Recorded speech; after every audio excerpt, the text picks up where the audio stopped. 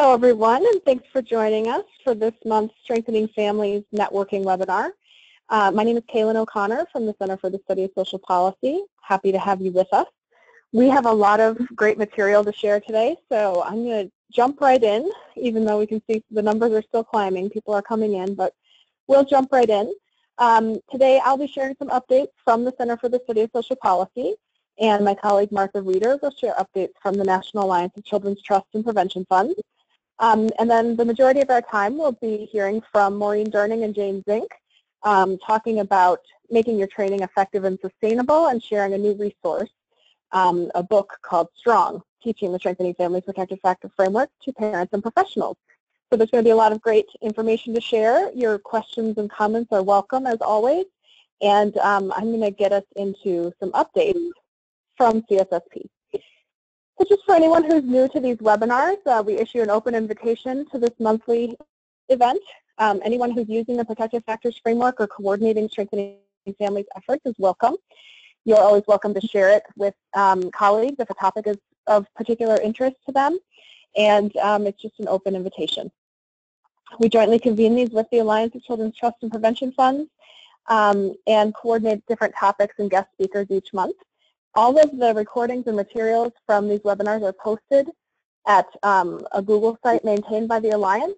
So you see the link there, and when you get the follow-up email, we will always link here, and you'll also see it in the newsletter each month, the Strengthening Families e-update, where we always announce the upcoming webinar and link to the materials from the old one. I will point out that for today, I posted the, if you look in the handouts, in your webinar panel, you should be able to see the slides for today, a PDF of those slides showing up as one of the handouts. So because we do have a lot of links in here, if you want to download the PDF of the slides, you'll be able to click on all those links. Otherwise, you can download the slides later from the Alliance Google site. So just a little sneak preview for next month on June 8th. We'll be hearing from the National Family Support Network talking about the role that Family Resource Centers play in supporting strengthening families' work and helping families build protective factors. So I hope you will tune in. They are our newest national partner in strengthening families and doing great work. I know a lot of you are connected, and I hope you'll tune in to hear and be part of that conversation. And then mark your calendars for July 13th and August 10th, and the second Thursday of every month. And we always announce those topics at least a month in advance. So keep an eye on which topics you're most interested in and join us as often as you like. There's some webinar tips here. The bottom line is, if you're having trouble hearing, I always recommend switching. If you're on the computer, switch to your phone. If you're on your phone, switch to the computer. That's the best way to figure out what's going on. But if you're having trouble, you can type into the chat box, and Trish or Martha or I will try to help you. And then just be comforted knowing that we are recording this, and if you do have technical difficulties, you'll be able to catch up later. We also encourage you to type in questions in that question box, or raise your hand if you'd like us to unmute you to speak when we get to the questions time. So a couple of announcements from CSSP. I am going to be collecting the Strengthening Families materials that folks have had translated in the field. I get frequent requests from people looking for materials, particularly in Spanish, but I think there's interest in other languages as well. And we have not had a lot of resources to translate our materials, especially the newer materials that have come out in the last few years. So if you have had the resources to translate something, or if you've just translated it, we'd love you to be able to share that with other people in the network. So this is a pretty informal way to do it. I'm not going to be vetting these translations, although if you see something that someone else has translated and you think something doesn't sound right to you in a language that you speak, we certainly want to have a conversation about that and see if we can revise things. But this is just sort of open source, sharing with each other. So I've set up a form at the link here that you can use to enter to let us know which materials you have translated into which languages. If you have links where they're already posted online, you can add that link, or you can put them into this public folder, which is also where the form is located. So we're trying to take advantage of the options that Google gives us and hope that will work. And then I will take what people put into that form and turn it into a document that will also be posted in that folder and probably also on the Strengthening Families website at CSSP once we figure out what it's looking like, and just trying to get the sharing going. So if this all sounds too much for you, you can also just email me your translated materials and I will post them there. But hope that many of you have resources that I just haven't heard about, and I know some of you I have heard about it, so I hope you will share them. And those of you who are state leads for your state, I've got an email ready to go out to you pretty soon with this information as well as a couple other requests. So you'll be getting these links and some more details. Okay, another announcement. I wrote a blog post that was published last week or maybe 2 weeks ago, sort of making the connection between the current, some current policy changes at the federal level or proposed policy changes that we believe would increase stress for families and making the case of why that's bad for children's well-being using the protective factors argument. So the blog focuses on concrete support in times of need and parental resilience, why each of those matter for children's well-being and why they're under threat with some of the changes that we see coming on the federal policy landscape. So I encourage you to check that out. And if you take some time to peruse our blog, you will see that we've been blogging a lot more lately. We have an internal effort we're calling Be Bold, trying to be more outspoken and more responsive to the things that are happening at the federal level and some of the threats that we see to child and family well-being in the communities that we care about. So please check that out. Share if it helps to make a case that you also support, and let us know if you have thoughts about it.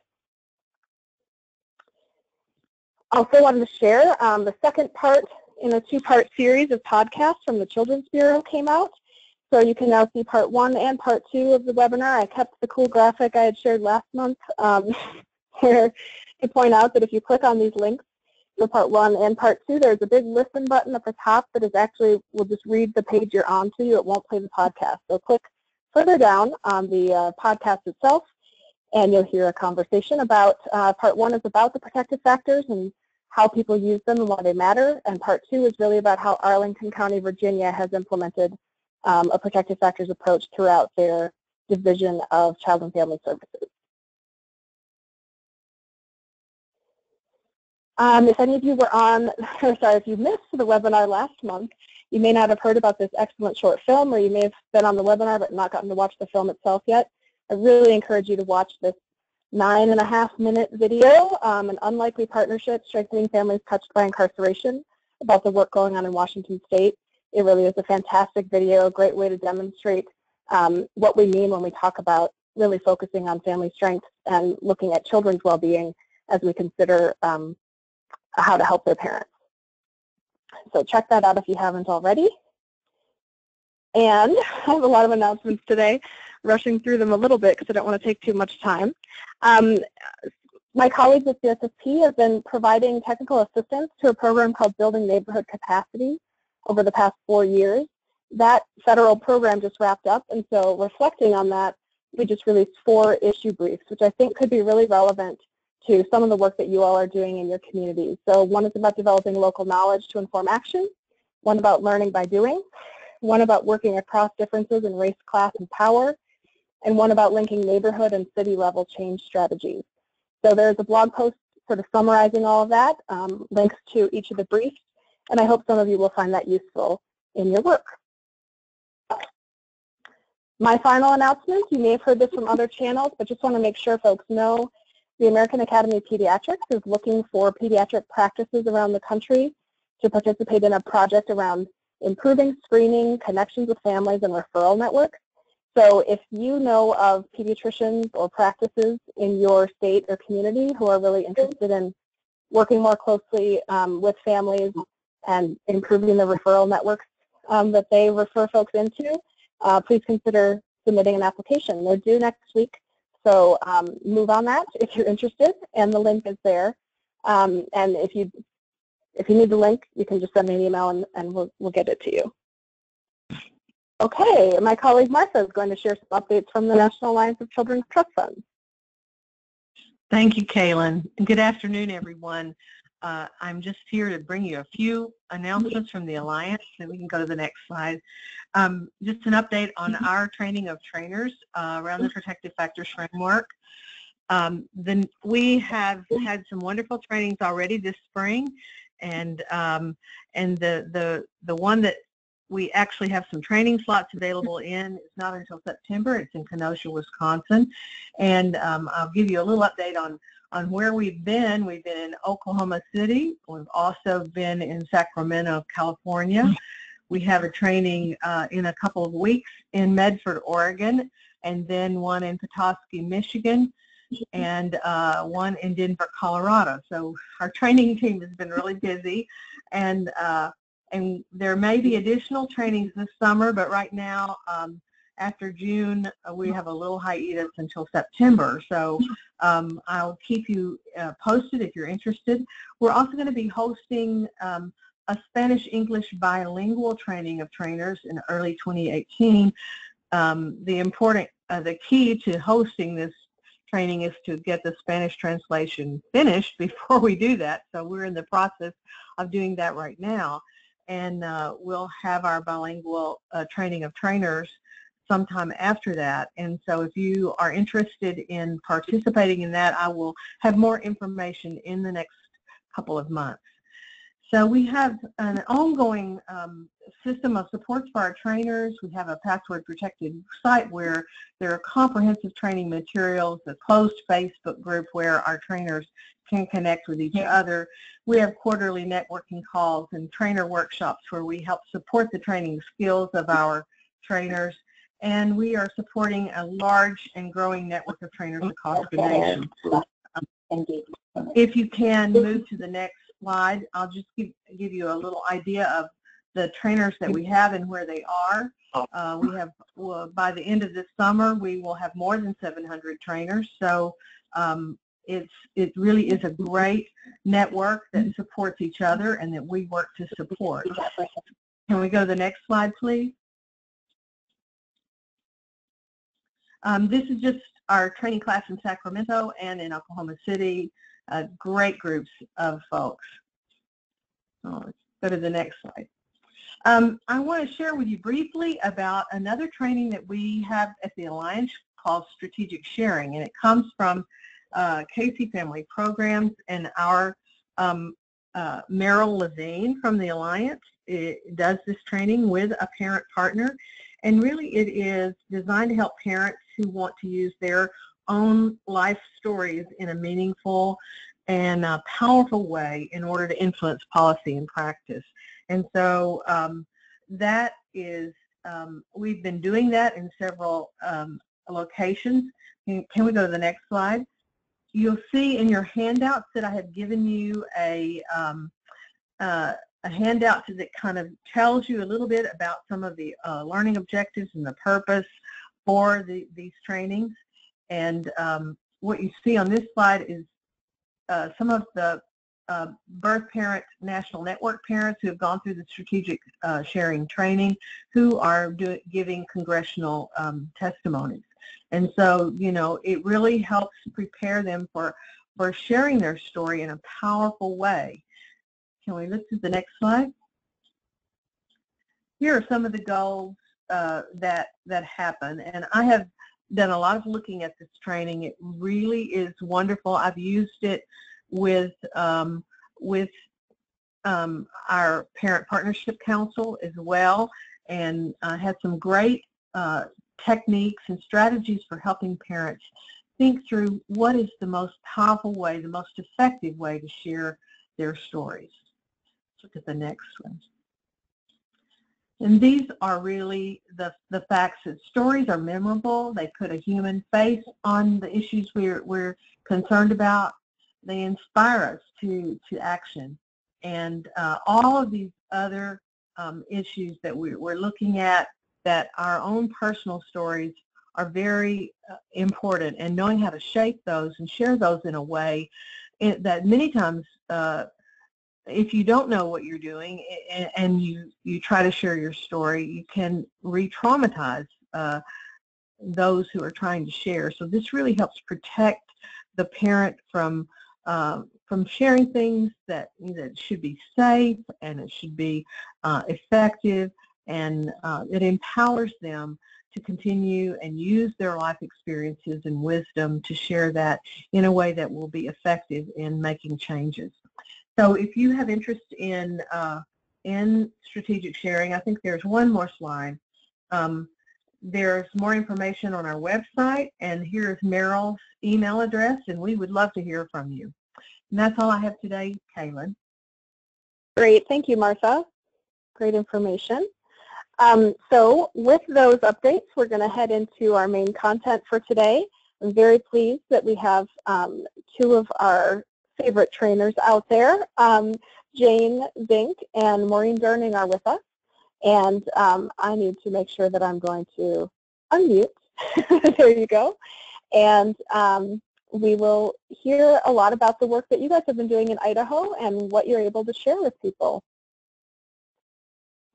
Okay, thanks so much, Kaylin. Do we have control now? I think you do. We wanted. Okay, great. Thank you so much. We are here to talk mainly about a new resource manual that we have created. It's taken us about the last year and a half or so to write this thing, and it's called Strong, Teaching the Protective Factor Framework to Parents and Professionals.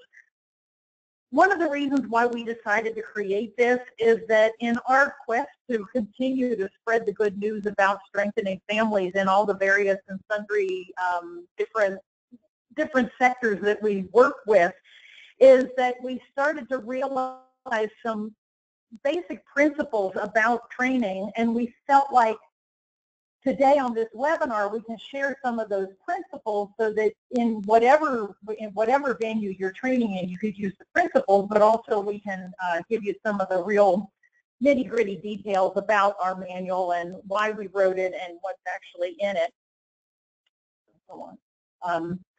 So our story, you see my logo there, Butterfly Trainings That Transform. About 4 years ago, I decided to create a Strengthening Families training and consulting company.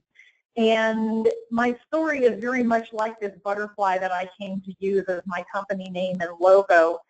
We really started relatively small. I was working at Idaho AEYC with Jane, and we were using Strengthening Families and the Protective Factor Framework in the child care trainings that we created.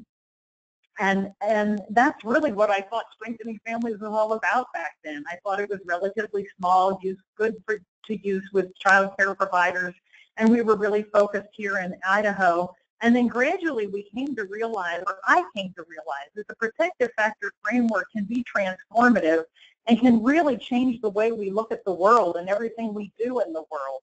So we kind of think of ourselves as being small but mighty and constantly growing and changing, much like my pretty butterfly gift logo. Right. So Idaho is one of the first states to adopt Strengthening Families in Practice and one of the earliest cohorts with the Alliance. And so we really have been excited and enthused by thinking about innovations and using the framework in areas like corrections and housing, most recently in families experiencing homelessness, and then in training development. And so from all of our experiences across those sectors, this manual has evolved. Mm-hmm. And also with Youth Thrive, we've included a Youth Thrive chapter in the book that we'll talk about a little later. So Kaylin, the slide is not advancing. What do we think that's about? There we go, thank you. So we all know that Strengthening Families is a strength-based two-generation approach that's really effective across the life cycle, and we can think about all those small but significant changes in interaction that we can use, no matter what our professional practice is or what kind of organization that we're working for. Recently, though, we've really been learning tons about trauma, about ACEs, about what trauma-sensitive or trauma-informed practice looks like, what it looks like in education and in other sectors. And so we've really been focusing on the link between the protective factors and then trauma-informed care. We know that protective factors can interact with existing risk factors to mitigate the negative effects of those risk factors and to interrupt the cumulative effects of those risk factors. and to help avoid the negative effects in the future. And so I have some, here come our bullets. They're kind of slow. And so we really focus when thinking about writing this book and the training that we do around it is to focus on the transformation by building skills. These are skills that can be learned, and we can use the protective factors to use our skills and to build the protective factors to really address not only the practices that we see within families or within organizations, but really to reach even beyond that to address the more larger societal challenges that we're facing.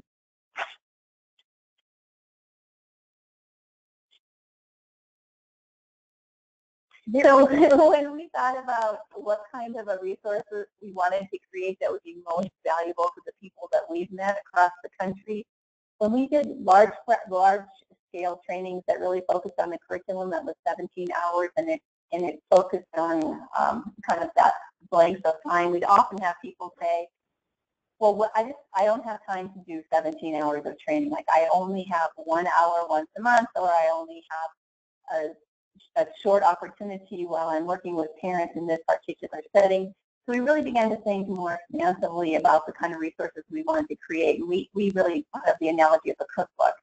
So of course this is a little tongue-in-cheek, but there's a cookbook called How to Create a Perfect Family Cookbook.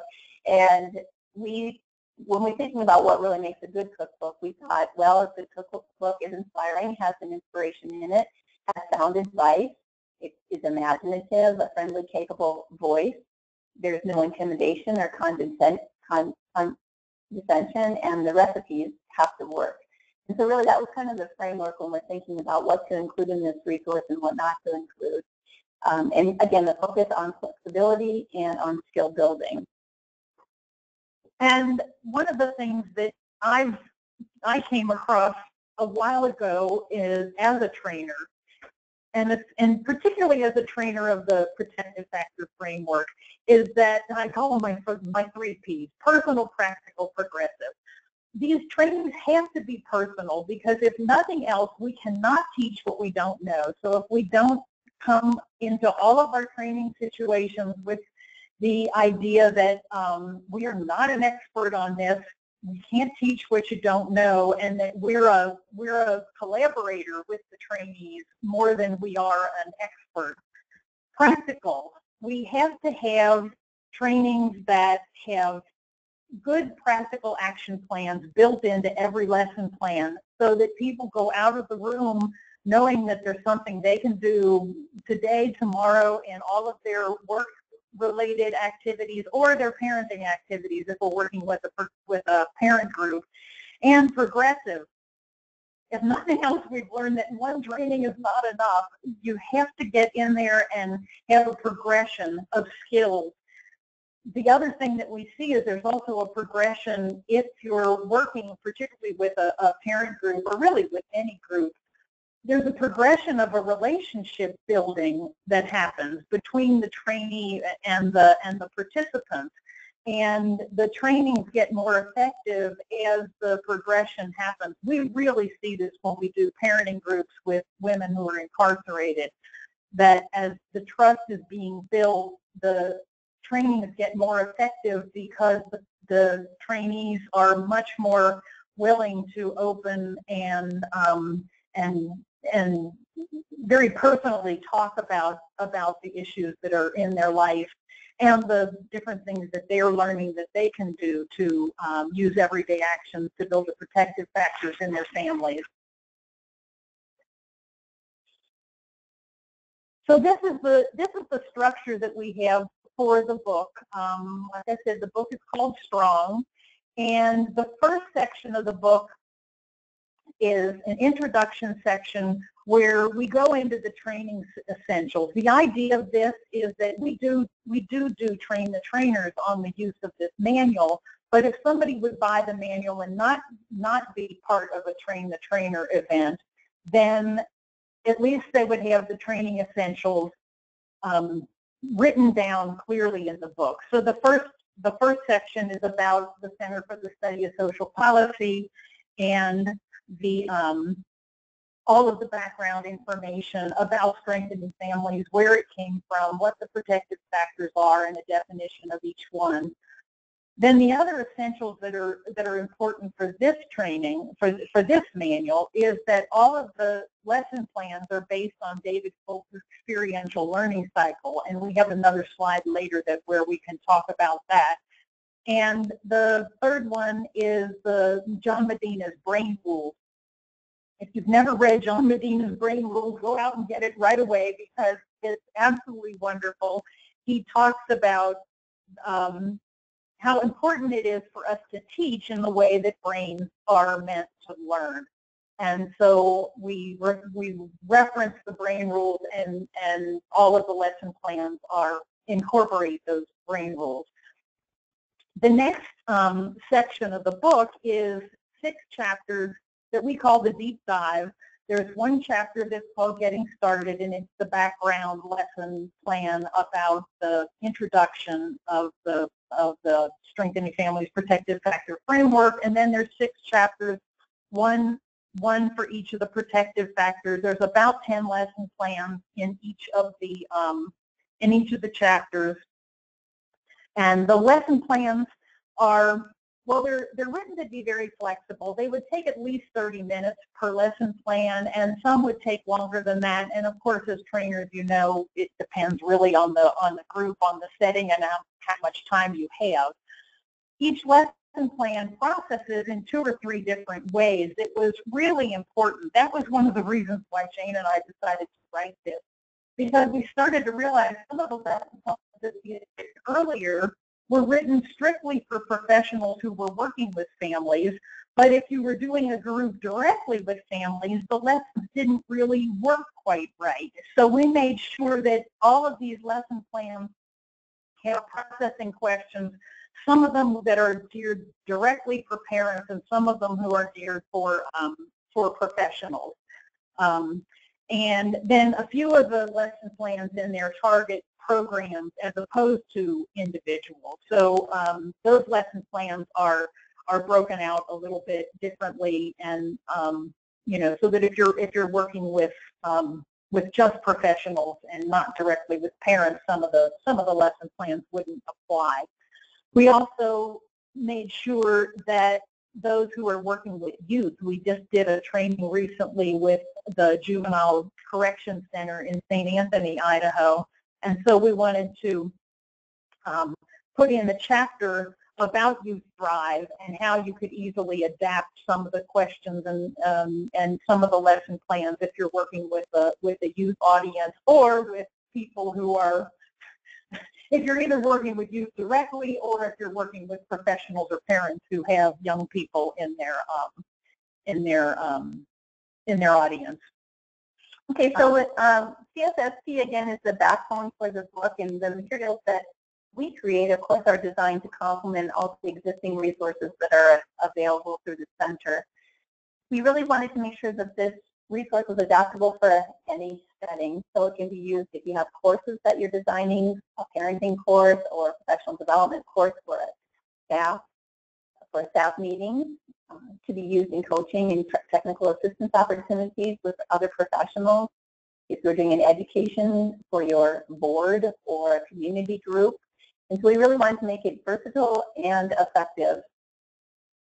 We really focus on implementation from kind of 3 different lenses. One, focusing on worker practice, from that designing curriculum or technical assistance opportunities, or however it best suits your organization. And then organizational practice, because we know that those are the 2 levers of change on the Strengthening Families Logic model, organizational practice and worker practice. And then recently, we've really begun exploring the work of using these lesson plans or this resource in terms of collaborative, especially thinking about a collective impact model. And so we've really been exploring that in different arenas here in Idaho as well. Okay, so this is what we had in our mind as to what would be successful. That our goal is to provide a transformative encounter for the professionals and parents who attend these trainings. And so the value of the trainings really depends on trainers to embrace these 3 success factors. These principles are what guided our lesson plan design. When we train trainers in the use of the manuals, we spend time on all 3 of these principles, and we highly recommend that trainers have a solid knowledge of the framework before they train the trainer. So having an intimate familiarity with the Strengthening Families protective factors really is vital in being able to use these lesson plans.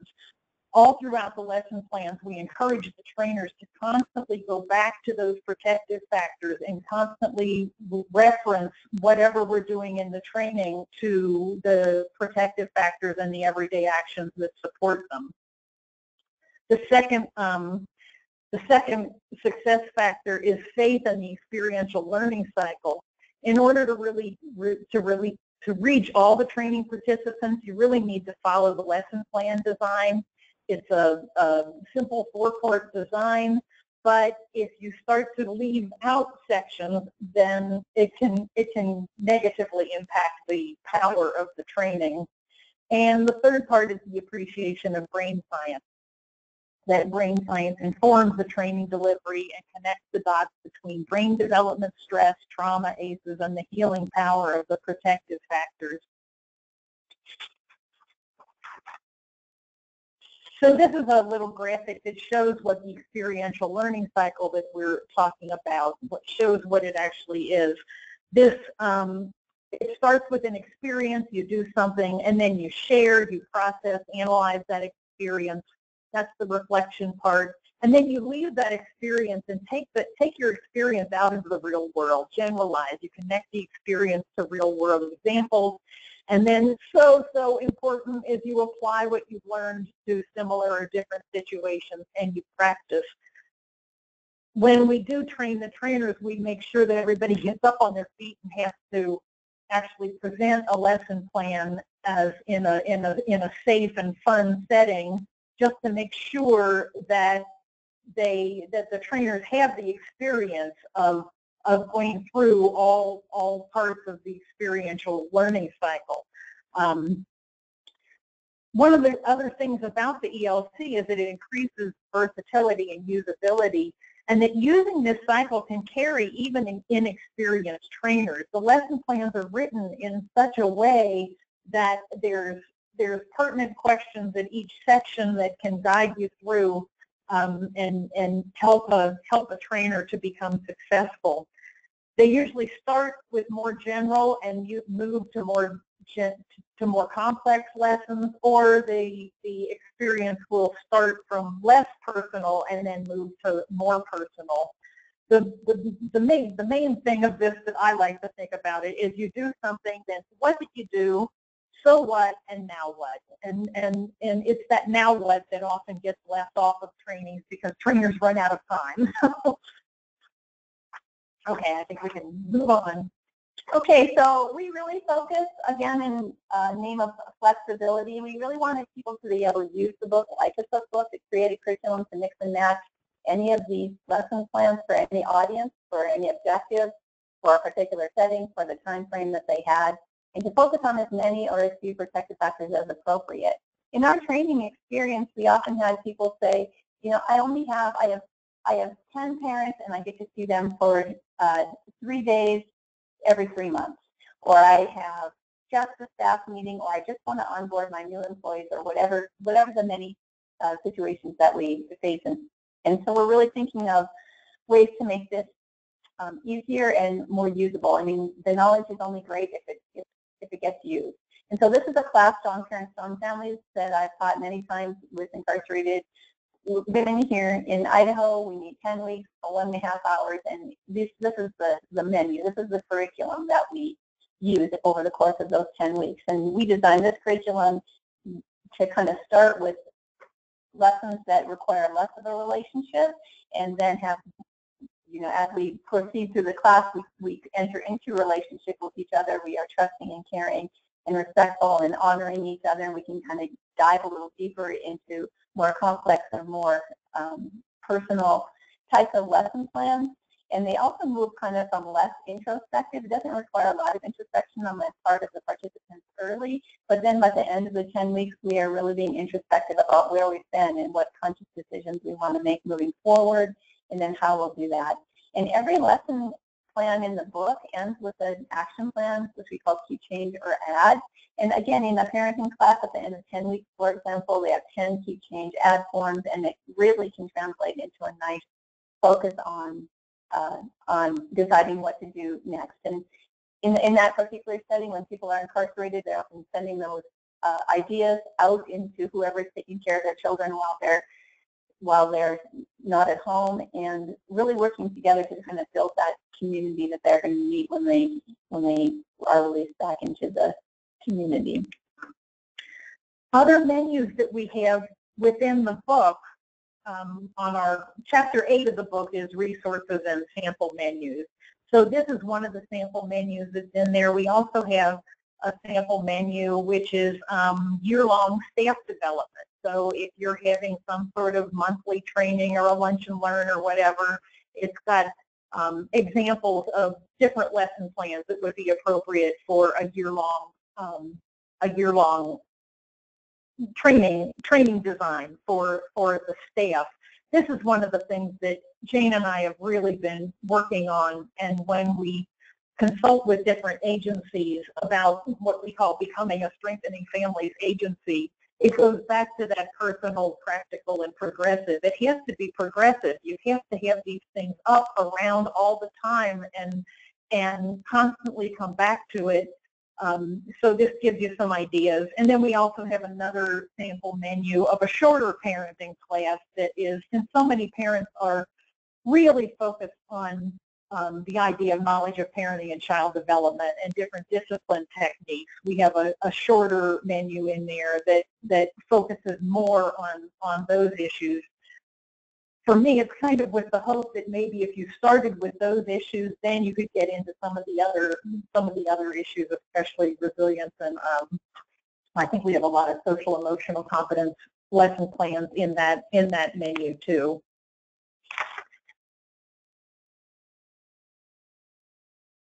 Okay, there's our book. That's the cover of our book. Wonderful designer named Trinity Cook designed that lessons, that cover for us. And our book is in a binder form. It's a 2-inch binder.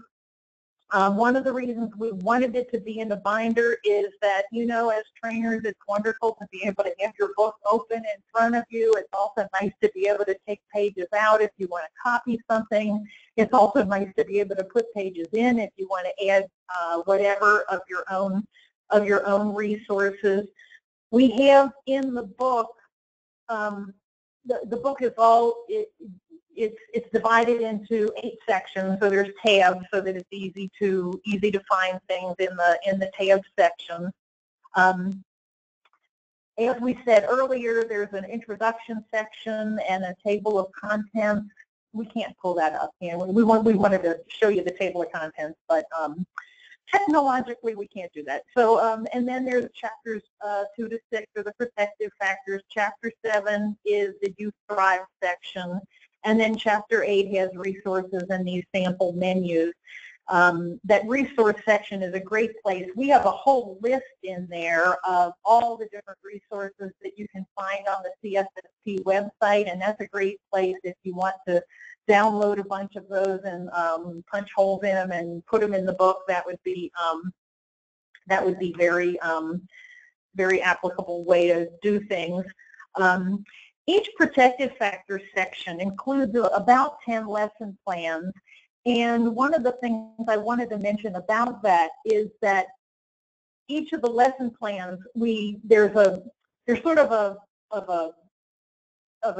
continuum that goes through the lesson plans. They all start with an art activity. Then there's a variety of lesson plans, and we would never expect really anybody to use all 10 lesson plans in one of the sections, because some of them are a little bit repetitive, a little bit of, oh, here's a different way of looking at that topic. And so as a trainer, it gives you some options for, oh, I think I'd rather use this one than that one.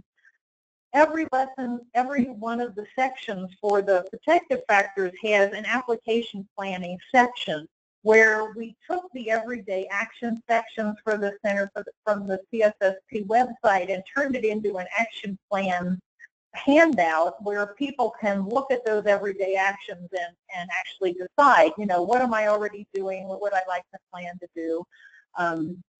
And then we have a visioning exercise at the end of each section too. So because I think that's important. I think it's important when people come to these trainings to kind of take a deep breath and think back, what would this world look like if we all were this resilient? Wouldn't that be wonderful? So we made sure that we put a visioning section in each one too. Oh, in Chapter 7, the Youth Thrive, we had some adaptability exercises in there and some trainer tips. And we also put in a list of additional resources because we know when working with youth, some of the topics, I'm thinking in terms of like sexuality and sexual development and relationships and things like that that aren't really touched on either at all or very much in the earlier sections of the book are very important to touch on when you're working with youth. And so we have probably 8 or 10 different resources listed in there that trainers could use for additional materials to boost up the earlier lesson plan. Okay, so again, we were talking a little bit, we've really been talking about how we can use these resources and the other resources available to us through the Alliance and the Center for the Study of Social Policy and our collective impact work. And so we're just thinking here about how it ties in just what the earlier slides about the neighborhood, the capacity and the city level and neighborhood level changes that I think we're all really focusing on more. So this is just a graphic that we really love that shows how strengthening families intersect with the essentials for childhood and how we feel like using these resources really is opening up new avenues for potential long-term societal change, and we think it's like very exciting. So this is actually from our